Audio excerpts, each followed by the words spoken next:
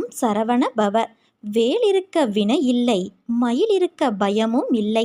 இருக்கரம் கொண்டு வரம் தருகிறேன், மடி நிறைய நீ மங்களம் பெற்றுக்கொள். ஒரு பிரச்சனையை மனதில் வைத்துக்கொண்டு அதற்கு என்ன தீர்வு என்று புரியாமல் திண்டாடி குழம்பி நிற்கும் என் பிள்ளையே, பிரச்சனை உன்னை பிடித்து கொண்டு இல்லை, நீதான் பிரச்சனையை பிடித்து கொண்டு உள்ளாய். நீ அந்த பிரச்சனையை விடு, என் பக்கம் திரும்பு. என்னை நினைத்து கொண்டு அந்த பிரச்சனையை மறக்க முடிகிறதா என்று முயற்சி செய். நீ மறக்க மறக்க அந்த பிரச்சனை தானாக சரியாகிவிடும். இது என் வாக்கு. இதை நம்பினால் உன்னால் அந்த பிரச்சனையை விட்டு வெளிவர முடியும். இன்று மாலை 2 தீபம் ஏற்றி என்னை வழிபடு.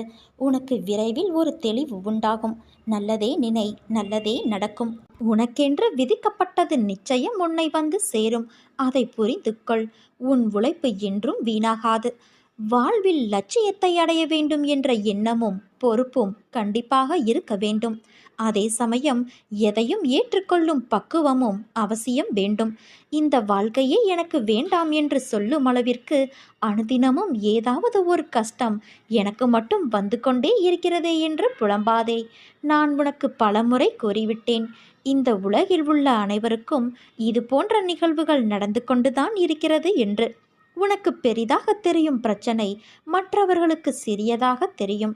உனக்கு சிறியதாக இருக்கும் பிரச்சனை மற்றவருக்கு தலையாய பிரச்சனையாக இருக்கும். உன்னுடைய பலத்தை நீயே நம்பவில்லை என்றால் வேறு யார் நம்புவது? நம்பிக்கையோடும் மன தைரியத்தோடும் நிதானமாக யோசித்து செயல்படு. உன் காரியம் நிச்சயம் கைகூடும். நிகழ்காலம் உனக்கு கடினமாக இருந்தாலும் இது நிரந்தரம் என்று நினைத்து கொள்ளாதே. நிலைகள் மாறும், காலம் மாறும். உன் அப்பா நான் மாற்றுவேன். நீ எல்லா செல்வ வளங்களையும் பெற்று நல்ல பெயரோடு நிம்மதியான வாழ்க்கையை வாழ்வாய். கலங்காதே குழந்தையே. உன் எல்லா சூழ்நிலைகளிலும் நான் துணை நிற்பேன். என் வார்த்தைகள் மீது நம்பிக்கை வைத்து நீ செயல்படு. உனக்கு நிச்சயம் நல்லதே நடக்கும். வரும் காலம் உனக்கு நிச்சயம் சிறப்பாக இருக்கும். உன் மீது அக்கறை கொண்டு உனக்காக, உன் நலனுக்காக உண்மையாக பரிதவிக்கும் ஒரு சிலர் மட்டுமே உன்னை எண்ணத்தால் சுற்றி இருக்கிறார்கள். அவர்களின் பேச்சை நீ கேட்காமல் தள்ளிவிட்டால் அவர்களும் உன்னை விட்டு விலகி போவார்கள். உன்னை ராஜாவாக்கி மந்திரிகளாக இவர்களை நான் உருவாக்கியிருக்கிறேன். இவர்களது ஆலோசனைக்கு செவி கொடு. இது சரியான ஆலோசனையா தவறானதா என்பதை தெரிந்து கொள்ள முடியாத போது என்னை நோக்கி கூப்பிடு. உன் மனதில் இருந்தபடி சரியான பாதையை நான் சொல்வேன்.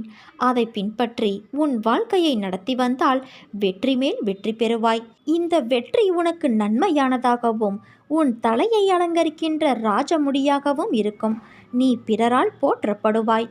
உன் வருத்தம், கஷ்டம் அனைத்தும் பிறரது பாராட்டுக்கும் உன் மேன்மைக்கும் காரணங்களாக அமைந்துவிடும். ஆலோசனைகளை கேட்காத இதயம் குருடானது.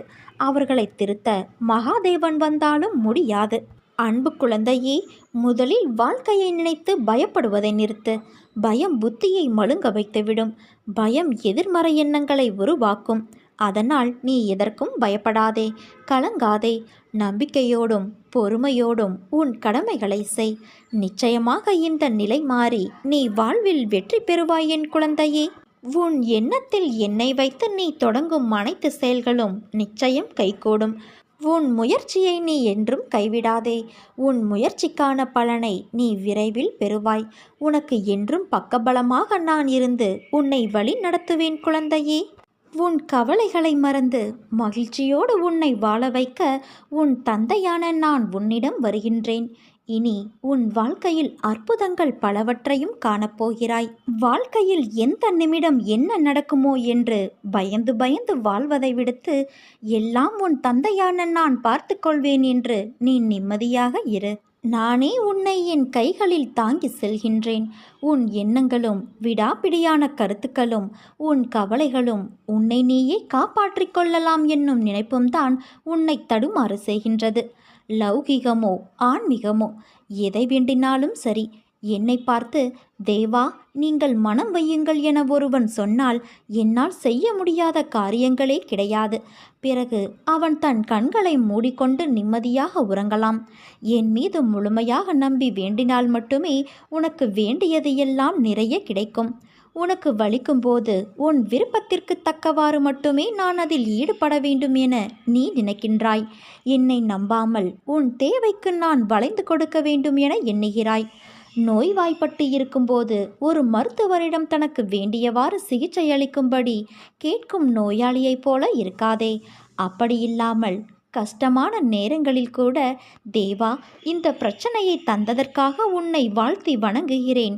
நீ விரும்பும் வண்ணம் இதற்கான தீர்வை இந்த துயர் மிகுந்த தற்காலிக வாழ்வில் நீ அளிக்க வேண்டும் என வேண்டுகிறேன். எனக்கு எது நல்லது என உனக்கே தெரியும் என வேண்டு. சில நேரங்களில் கஷ்டங்கள் குறைவதற்கு பதிலாக அதிகமாகுவதாக உணரும் போதும் அதற்காக பதட்டப்படாமல் கண்களை மூடிக்கொண்டு, தேவா, உன் விருப்பமே நிகழும், நீயே அதை எண்ணுவாயாக என பிரார்த்தனை செய். அப்படி நீ செய்யும்போது தேவையான நேரத்தில் ஒரு அதிசயத்தை நான் நிகழ்த்தி காட்டுவேன். நீ ஜெயிக்கப் போகிறாய் என் குழந்தையே. ஆனால் அது தெரியாமல் நீ கவலைப்பட்டு கொண்டு இருக்கிறாய். நம்பிக்கையோடு இரு. நான் உன்னோடு தான் இருப்பேன், எப்போதும் இருப்பேன். ஒருபோதும் என்னுடைய வாக்கு பொய்யாவது இல்லை. நீ வேண்டிய வேண்டுதல்கள் உடனே நடக்க வேண்டும். அப்படி இல்லை என்றால் என் மீது நம்பிக்கை வைத்து என்ன பயன் என்று எண்ணுவதை கைவிட்டுவிட்டு தொடர்ந்த நம்பிக்கையோடு என்னை சிக்கன பிடித்துக்கொள். படிப்படியாக அனைத்தும் நடக்கும். காலப்போக்கில் என் வார்த்தை உண்மையானது என்பது உனக்கே புரிய வரும். நீ விழும்போதெல்லாம் தாங்கி பிடிக்கவும், மனம் உடையும் போதெல்லாம் தட்டி கொடுக்கவும், தனியே அழும்போதெல்லாம் உன் கண்ணீரை துடைக்கவும் உன் தந்தையான நான் உன்னோடு தானே இருக்கிறேன். பிறகு நீ எதற்காக கவலைப்பட வேண்டும்? உன் துன்பமான காலங்களை கூட அன்பான புன்னகையோடும் தளராத நம்பிக்கையோடும் எதிர்கொண்டு பார். உன் தடைகள் அனைத்தும் வெற்றிப்படிகளாக மாறும். அதை பின்பற்றுவது சிறிது கடினமான ஒன்றுதான். ஆனால் அதை முயன்று பார். உன் துயரங்கள் அனைத்தும் காணாமல் போகும். இரவு தூக்கமில்லாமல் எதையோ சிந்தித்து கொண்டு அதிகாலையில் அதிக மன அழுத்தத்தோடு கண் விழித்து மகிழ்ச்சி இல்லாத வாழ்க்கையை வாழும் உனக்கு இன்றிலிருந்து விடிவு காலம் பிறக்கப் போகிறது. என் அருளால் உன் வாழ்க்கை உனக்கு பிடித்த வண்ணம் மாறும். உன் தந்தை நான் மாற்றுவேன். உன் வாழ்க்கையில் நடக்கின்ற அனைத்தும் சூறாவளி காற்று போல உன்னை பந்தாடுகிறது என்ற உன் கதறல் என் காதில் எப்படி விழாமல் இருக்கும்? உன்னை விட்டு நான் எங்கே செல்வேன்? என் பிள்ளையின் இதயத்தில்தான் என் உயிர் வாழ்கிறது. அப்படி இருக்கையில் நான் எப்படி வெளியேறுவேன்? நான் உன் இதயத்தில் இருப்பதை அறியாமல் இல்லை. கவலைகள், சோகங்கள், வேண்டாத எண்ணங்கள் என்று எல்லா எதிர்மறைகளையும் உள்ளே வைத்து கொண்டு இருக்கிறாய். ஏற்கனவே உன் இதயத்தை துன்பங்களால் நீ நிறைத்து வைத்துள்ளாய்.